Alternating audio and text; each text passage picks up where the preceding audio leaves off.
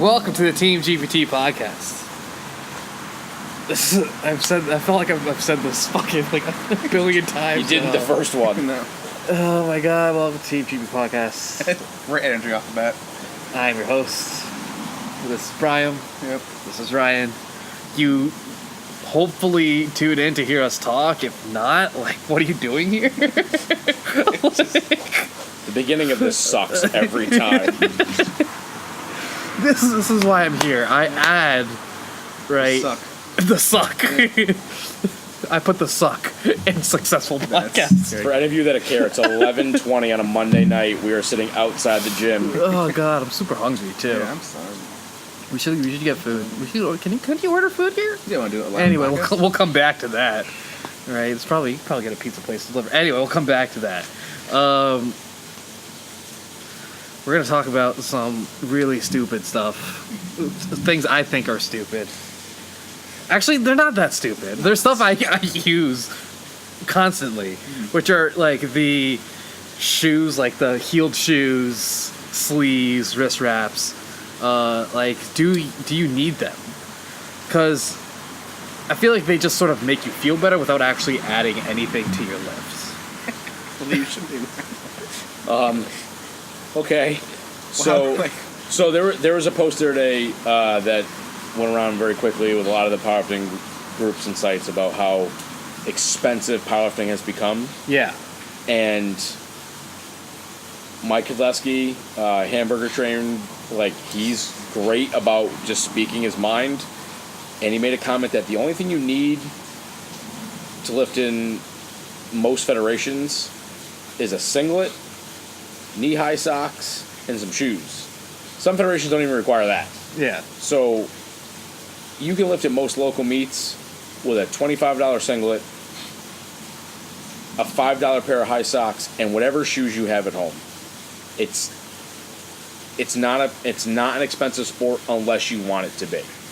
Not shitting on any of these other companies right now because they do help, but they're not needed. So using, like, I'm just gonna work my way up. Yeah. All right. So shoes. We have people that have 3 different pairs of shoes for each lift. They have a heeled shoe for squat, which gives them a little more ankle mobility, which lets them be a little bit more upright. But for some people, throws you a little bit more forward. So do you need them? No, maybe not. They have a bigger heeled shoe for bench, so they can get their feet flat on the floor. Crank back to get a little bit more arch. Some federations don't have to have their toes down, so people just put on a running shoe, get up on their toes, so they get a little more flex. And then for deadlift, they'll have a deadlift slipper or a samba or something that's very flat to the ground to be able to pull in. So then I've got 3 different kinds of shoes. Socks, you need high socks for deadlift, but a lot of people will wear someone had a peanut butter and jelly pair of socks on the other day for our meet. Peanut butter on one leg, jelly on the other was kind of cool. That was for squats. For bench, I think they wore the same thing, but for deadlift, they had to wear higher socks. So that was 2 pairs of socks. Again, both were not necessary. If we're talking about just raw lifting, knee sleeves, there's thinner ones that just keep your knees warm, maybe in between attempts, so you're not cooling off. That can help. Or you can go with a heavier sleeve that might give you a little bit of rebound out of the hole. I say might because it depends. Some people think it gives you nothing. Some people think it gives you 15, 20 pounds. Try it and see. I said singlet. You can buy anywhere from a $25 singlet to a $200 custom singlet. That's up to you. Wrist wraps, primarily used for bench, can give you a little bit more stability of your wrist if you wrap correctly. If you don't, kind of waste of time. For squat, for people that are going low bar, often they'll do that to give their wrist a little bit of a break. And some people do it for deadlift to give them a little bit better grip if you wrap correctly. Again, do you need to do any of that? No. And some federations allow elbow sleeves on other lifts. Keep your elbows warm. Yeah, all right. But, like, same thing as the knee sleeves, you don't need them. If we're talking about equipped, then yes, you do need that stuff. Right. Do you need the most expensive stuff? No, you need to try out some stuff. So, like, knee wraps. A bad wrap is going to make squatting harder than it is without it. So you need to still have, even the best, you can have the best wrap in the world, but if you're not wrapping correctly, it's not helping. If you do it right, yes, it can definitely help. Squat suit can definitely add some weight, but you have to learn how to use it. Same with the bench or the deadlift suit. So this sport can be as cheap as you want it to be. I said $25 singlet. Chucks are like $30 at Marshall's. Pair of socks is like $5, and get your membership for the federation, $55, something like that. So, and then pay your meet fee. Looking at like under $200 to compete, or you could go all out and be $1,000+ in, and I'm not talking about equipped. I'm talking about raw lifters that have different shirts and different shoes, and I didn't even mention a belt. Yeah. You can get a cheap prong belt for $30, or you can get a $200 custom belt or $250 non-custom belt. It's up to you. I have never worn any of it. I squat in flats because I have a lot of mobility, so I just wear an Adidas Samba. I bench in the same thing. I deadlift in the same thing. I don't wear knee sleeves. I don't wear wrist wraps. I don't own a belt. I don't wear any of that stuff. That's just how I was taught years ago, so I haven't. I'm not saying it doesn't hurt. I've worn a belt once, hit a 25-pound PR. Okay, cool. Maybe I should wear a belt more often, but I still haven't bought one. I mean, I have here for the people leave their belts, but I don't own my own belt. It's up to you. They do. I mean, clearly they can help. Yeah. But they might not. It adds up too. I think if you're spending more on shoes and shirts and singlets than you are gym membership and just training equipment, there might be a little off balance, but Yeah. Right. Is there? I don't know if I've asked this question before. I feel like I have. ask it again. But I'm gonna ask it again. So, back in high school, I used to do track, right? And I was talking to one of my friends, and he says you can tell, right, who the best athletes at that track meet would be by their shoes, right? Because you don't want to be the asshole with the black shoes with the golden flames on it and come dead last, right? If that you does not apply to powerlifting if you at all. show up, right, with the nicest like spiked shoes, right, you know you have to be at least top 3, right? So like, It completely would not work for powerlifting. oh man, I feel like it's the opposite. So I mean, yeah, I would. When I was playing baseball, I would show up at games, uniform on. I went the old school way, having pants pulled up to my knees. I walked in sandals. I would put my cleats on eventually. I didn't wear batting gloves when I hit, just hands. I didn't have any protective gear, and I played college ball, so like, it's not needed. I think like, but then again, you've got someone like, take like Barry Bonds, who used to wear like the elbow guard and the shin guard, and he's like one of the best players ever. So I mean, It's very individual. again, yeah, like if it makes you feel better and it makes you, if it whether it helps you for real or not, whether maybe it's just a placebo, if it makes you feel like you're better, by all means do it. If it just makes you more confident because you're wearing a shirt that you're proud of, or wearing the knee sleeves that you think are going to give you that lift, or your own belt, do it. Cool. But you don't have to. You can Yeah. show up, I said, singlet, shoes, and socks. I think that's a common question that most people get when they come into, they start planning powerlifting meets. It's like, all right, so what do I need? Like, I know I need these shoes, this belt, and it's just, I don't know if that's because of social media and people Yeah. posting stuff, or people thinking they need more, but it has become more of the norm of like, oh, I think I need this, in order, like, what do I need to compete? was there ever a situation where you would say, hey, you should get this equipment, like you should get a belt, or you Yeah. should get shoes? I wouldn't tell anyone they should. Okay. It's up to them. You can like point out things that like this could help, or like Okay. try this, it could help. The same thing we're talking about with training, like this could help. Or, I'll use like two of the. I would probably. I mean, we could go into all of them, I'm sure, but I think like one of the easiest ones is people throwing a heeled shoe, which comes from the weightlifting background, which they are using because they need to be very upright in the snatch and the clean and jerk. It has transferred over to powerlifting. And a couple years ago, everyone was buying a heeled shoe, and you're starting to slowly see people go back to a flat shoe, at least in the squat. If you don't have enough ankle mobility and you're having trouble hitting depth, or you hit depth and your hips shoot back right away because your ankles don't like being in that position, then yeah, maybe a heeled shoe works. But maybe you could go a flat shoe and work on your ankle mobility. Which one would you hit first? Would you Both? say I mean, like- hey, let's work on your ankle mobility, right? Like, don't buy the shoe.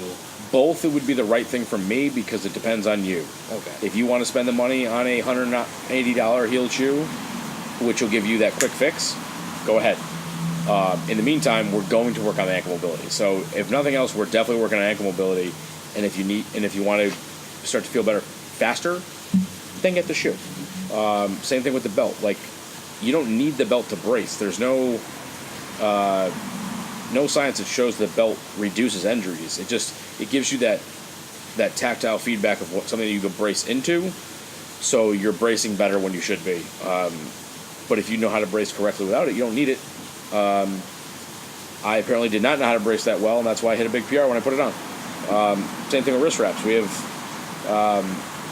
I think just everyone wears wrist wraps, so they just kind of get used to it. Aaron's a good example. Aaron had a weird thing with his bench like maybe about a year ago where his wrist kind of like went back. He didn't hold on to it well. He kind of worked on that, and Aaron doesn't wear wrist wraps, and he's closing in on a 400-pound bench, almost double body weight, easily 1.5. Like, he doesn't wear them at all, so you don't need them. Where other people are wrapping 3-meter wraps, turn them into casts. Nothing is a should. I think you can go far into that quick fix and ignore something like if you just, my ankle really sucks, I'm going to buy heeled shoes and that's the cure, and then down the line it just catches up with you and other lifts or other things. I mean, that could, I think the idea of finding a training fix compared to a equipment fix is the better bet to start with. Though an equipment fix, like I said, can be this weekend we had the meet.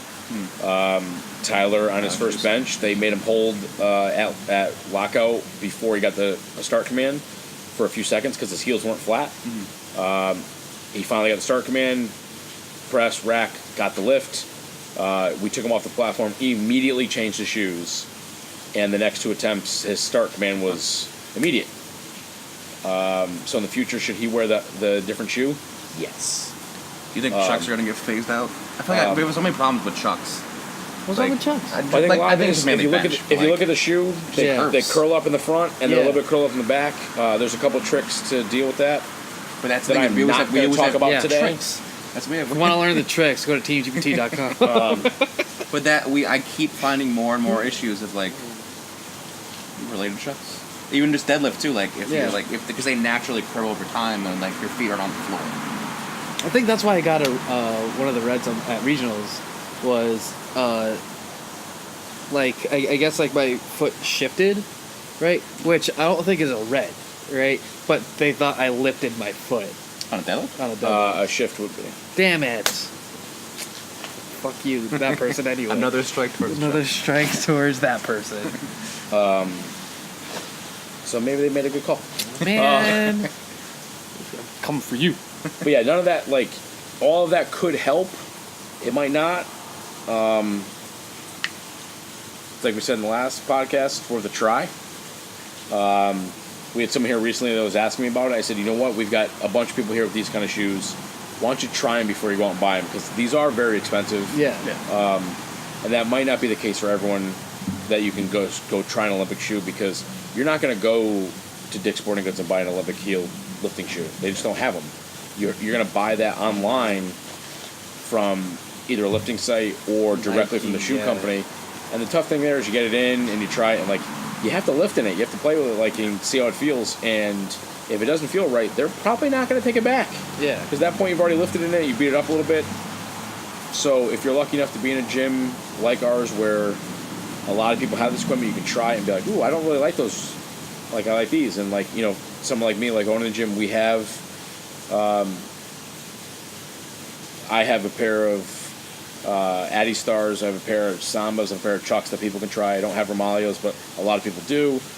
So we can get you to try on all 4 different kinds. We have deadlift slippers here. We have every wrist wrap you can find from Titan. We have SBD. We have Inzer. We have Elite. We have Slingshot. We have so many different ones that like someone tried on 2 the other day. She mentioned to me like what she, and I was like, okay, let me go check. And I said, you're probably gonna like these. And they're the THPs from Titans. They were similar to what she used, and she did. She liked those right away. She did not like the other pair. Yeah. Cool. But the problem is, like I said, if you're buying them, it's a guess. Yeah. It's very expensive. So it can get expensive and crazy. And if you, but also keeping in mind for the new powerlifters out there, knowing which ones are allowed in competition. That's another big that's thing. That's a huge thing. Like read the rule book beforehand, because you show up and you can't wear it, and you've trained for 12 weeks in it, and it's like, oh crap. You spent $200 on a belt that is illegal in competition. Yeah. And that doesn't happen everywhere, but it does happen. And what do you do? So read the rule book first. But I mean, this sort of leads into our next question that we have was, how much should you change about your lifts? Like, if you're been powerlifting for a while and it's been working, but you're like, well, I can get bigger numbers if I change, maybe going into a heeled shoe, or going into a wider stance, or doing that stuff. What would you do in regards to like, okay, let's change something, or let's not change it, let's just get stronger where you are in that position? All the above. All the above. Try it. Okay. I'm gonna go with that as like our motto. Try it. Again, it depends. I mean, like, Eva's the good example that 4 years ago, Eva pulled 315 conventional, and she was a pretty good conventional puller, weighing 138 pounds, pulling 315 4 years ago was really good. She had mentioned about trying sumo. All right, cool, try it. And I think within like 2 weeks, she pulled 365. It's like, okay, you're a sumo puller from now on. Yeah. Where like vice versa, like we've had people try the heeled shoes, and at first they really liked them, and then they're like, you know what? I don't think so. Matt Piscatelli, Matt went from the heel to the flat, and it seemed to be going pretty well. He's actually recently switched back to the heel, and it seems to be better. My thought as a coach is, if your technique is not wrong, I don't necessarily want to change it. Because what feels right for you might not feel right for me. So if your stance is a little narrower, I don't necessarily want to. If you're not doing something wrong, I don't want to change it. But I might give you a supplemental exercise that says, okay, we're going to do a wide stance squat. So I want you to move your feet out 2 inches on each foot. So for you, that might feel like a ton. And maybe you do it and you're like, wow, this feels really good. Or maybe it's a weakness that we just need to bring up, but like that we can make that you'll be stronger in the long run because of it. But we can try it. I know a lot of people here have wanted to try sumo deadlift. Cool, we tried it. Some people, like I said, like Eva, definitely worked. Other people, like you, like it got better. It got stronger. But it made my conventional better. I think it made conventional better, but it was by no means your better deadlift. No. Would we have known that without trying? No, try it. Try the shoe on, see what happens. Try the wrist wrap, see what happens. Don't try it on meet day. No. Don't try it the day before meet day. Yeah. Try it weeks out. Don't put on wrist wraps that you've never worn before on your deadlift. Brace them, wrap them too tight, lose feeling, and drop the bar on your opening attempt that you should have pulled easily because you've never worn wraps before. Don't do that. Try weeks out and see how it works. I don't like wraps on deadlift, but I know like Kim Walford, who's the best deadlifter in the world, she wraps. She loves it. Cool, do it. It just doesn't work for me. I tried it. I hated it. I felt like I couldn't get a good handle of the bar because I felt like I was losing feeling. So again, try it. Yeah, it makes sense. If you're doing something technically wrong, and again, I'm not talking about like you're doing something technically different. Yeah. I'm a very narrow stance squatter. We're all three of us are pretty narrow stance. But someone like Matt, who is a much wider stance squatter, I'm not going to tell him he has to go narrow. I might tell you have to go wider. Yeah. But try it and see what happens. We can, see, if it's a weak point, we can bring it up. If it's a strong point, maybe that's your new thing. High bar to low bar. That's been a big one for a lot of people. People will switch from high bar to low bar and be like, wow, I'm so much stronger. And that's been true for most people. But we have a few people that, and I'm one of those that feel significantly better high bar for whatever reasons. They do low bar. So I'm not going to just say, oh, you're a high bar squatter, let's go to low bar. Usually when someone says to me, can I try low bar? Sure, we'll try it. I don't force them into it. On the other hand, like I said, if something's technically going wrong, if you're not braced, if your knees are collapsing, maybe you're flaring your elbows too early, maybe you're rounding your back, then that we have to work on.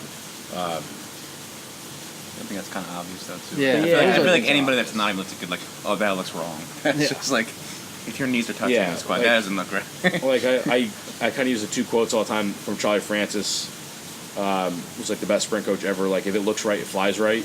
So, like, and then Mike Boyle's like, if it looks like shit, it's probably shit. That one might be a little bit easier for a lot of people, but like, if you look at someone's deadlift, you're like, ooh, then it probably needs to be fixed. And don't get me wrong, there are some people there are some people that pull with a rounded back that can pull a monster amount of weight. But if you look at it and you're like, ooh, then it probably needs work. If it looks fine, don't try to fix what's not broken. Let it be. Work on what you need to work on, but don't tinker for no reason.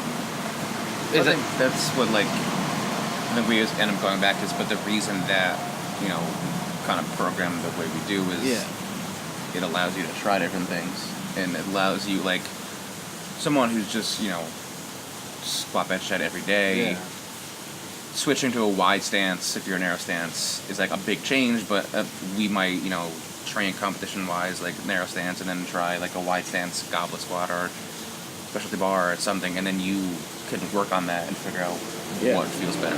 Could an accessory movement, after this truck passes by, could an accessory movement indicate sort of something that might need to change for a main movement? Yes. So, just semantics-wise, I'll say, like, to me, a main movement, squat, bench, dead. A supplemental movement is something that's very similar to a squat, bench, or dead that we can go very heavy on. Yeah. It's like a safety squat bar you can go very heavy on. An accessory movement is something that's going to be something that has a direct carryover to those lifts, an indirect carryover, to those lifts. Maybe it's working the muscles more, but it's not something we're going to max on. So I mean, like, supplementary movement. Okay. So that's fine. That's why I figured that. That's why I just want. So like, an RDL to me is a supplemental movement we can go heavy on, but like a one leg RDL is not. Even though they're both RDLs, like I'm not gonna have you max your one leg RDL, but I'll have you go heavy on RDLs. Yeah. But anyway, absolutely. I think and that's why we'll do a lot of those things. If you're take me for example, I don't know. We might unveil some interesting things right now. So when I goblet squat, right, my feet, like when I'm normally squatting, they're usually at like 30 degrees. But goblet squatting, I'm on like 50. Right? It's just easier for me to, I don't know if it's just because I'm like more upright or something like that. It's just for me to be able to like maintain position all the way down and up. I have to just shoot my feet out wider, even though I'm maintaining that narrow stance. Well, I think on your goblet squat, though, you're a little bit narrower. Okay. And having the weight in front of you is definitely going to have a bigger effect on your core, which keeps you a little bit more upright, which more upright requires more hip mobility. By turning your feet out, you're opening up, getting a little ankle mobility, also giving you a little more hip mobility. So probably the same thing with your front squat. When you go to a squat and you don't need as much, it starts to change a little bit. Excuse me. But I mean, you can look at those things and see, okay, why is this happening? I think for supplemental movement, at least, it's probably a little bit better of an example of something like if you always bench as wide as you can. You're always out, index fingers on the ring, your range of motion's pretty short, maybe you have a good arch, that if your close grip is terrible in comparison, then we need to figure out why and bring that up. So I in that regard, I kind of think of like what Dave Tate talks about in your supplemental movement should have a direct effect on your main movement, and your accessory work should have a direct effect on your supplemental movement and an indirect on your main movement. So I'll try to break this down and have it make sense, I guess. If your competition grip is all the way out on the rings with a big arch, and your range of motion is pretty short, but your close grip is terrible. Mm-hmm. So the close grip requires you to tuck a little bit more, shoulder flexion, a little bit more tricep work. Then that's going to have a carryover to your competition grip, because your competition, because it's such short range of motion, is a lot of triceps. But to bring up your close grip, we're going to do some front delt work to work on that shoulder reflection. We're going to work on some direct tricep work to be able to work on getting into the triceps, locking them out. So that helps the close grip, which then helps the wide grip. And you still have to practice the wide grip, because not practicing what you're meant to be doing is not going to help. But if I have a bunch of numbers I'm looking for, so like I want certain lifts to be within certain percentages of other lifts, and if they're not, then that's a weak point. Mm-hmm. And if it's a weak point, then this is the movement we have to work on, and then these are the muscles we have to work on to bring up each thing. Where, since we already talked about conventional and sumo, I generally want your opposite lift to be like within 90% or better. So if you're conventional 500 and your sumo is only 400, your hips are probably weak. I'm a very good example of that. I'm a terrible sumo puller. Conventional just feels way better. My back is definitely stronger than my hips. Where if it was the opposite, then maybe we need to work on some back strength. Where conventional would work in, but so would hyperextensions, lat work, rows, things like that. There's a whole lot to go into that. Yeah. So the answer is yes. The answer is yes. I don't even know the question anymore. What is time? What is? Oh man, we can get time. to It's a whole- 11:47. Oh my god. There's more, right? Yeah, I mean, if you were to pick one row for the rest of your life, what would it be?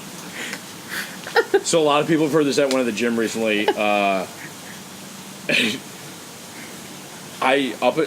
used to tell people that my favorite was the chestboard row. We have the Elite FTS chestboard row. It's like 7 feet long, so the lever arm on it is terrible. It's so hard to do. Like, you try to load a few plates on it, and you're like, why can't I move this? It takes your lower back out of the movement. It focuses on your upper back so much more. I love that row. And then Jeremy Hartman said that Chloe Dublin does 315 for Penlay rows, and I was like, holy shit, we're all doing Penlay rows from now on. There's a reason why she pulls like 480. And I put it in people's program, and I was like, cool, we're doing 115 for reps. Just walk to the gym and everyone's just immediately doing Penlay rows. Everyone's doing Penlay rows. And I'm like, it's still not, I wouldn't say it's my favorite. Like, I still think chestboard row is my favorite. But We're doing Penlays. but it We're goes- doing fucking Penlays. Well, it goes back to weaknesses. I want well-rounded lifters. I don't want a weak point. If you're weak at something, it will come out on meet day when it's max weight. A glaring weakness. If you have a glaring weakness, it's going to come out more often.